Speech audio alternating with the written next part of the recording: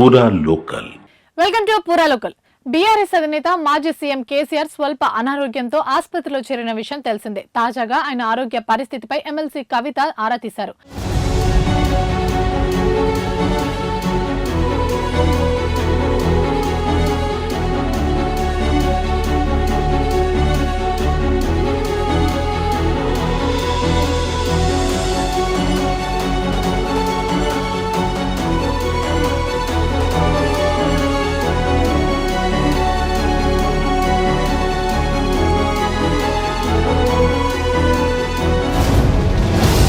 ఆసుపత్రికి వెళ్లి తండ్రిని పరామర్శించారు. అనంతరం వైద్యులతో మాట్లాడి ఆయన ఆరోగ్య పరిస్థితి ఎలా ఉందని తెలుసుకున్నారు.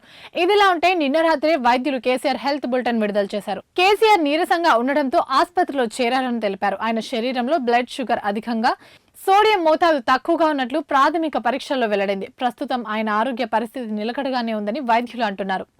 ఇవి ఇప్పటివరకు అప్డేట్స్. మరిన్ని అప్డేట్స్ కోసం చూస్తూనే ఉండండి పూరా లోకల్.